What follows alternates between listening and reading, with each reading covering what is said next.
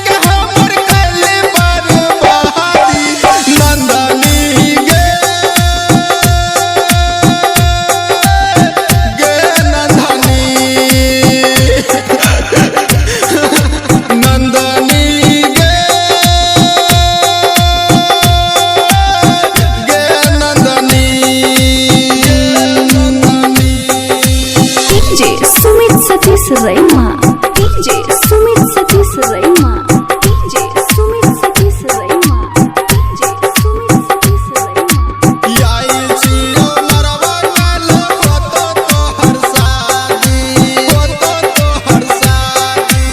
नंदनी के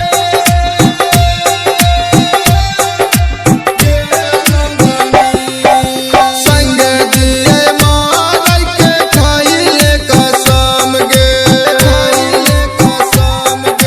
संग दिए मार के खाइले कसम गे दिलवा में दिलाही तो हमारा जखम गे खोजला सोनत दोसर बलम गे खोजला सोनत दोसर बलम गे सोचबो नहीं कोना जीवो हम गे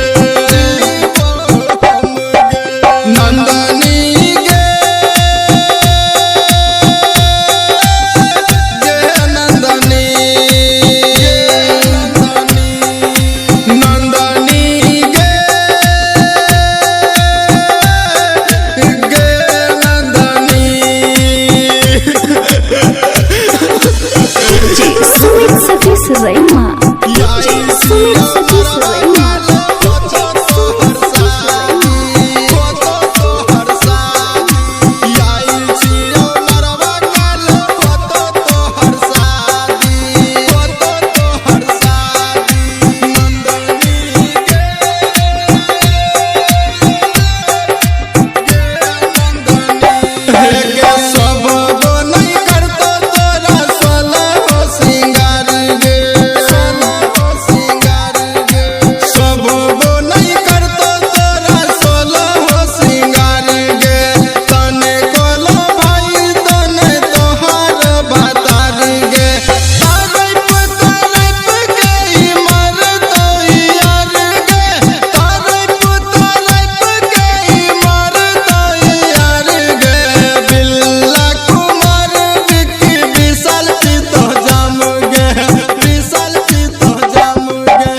नंदनी गे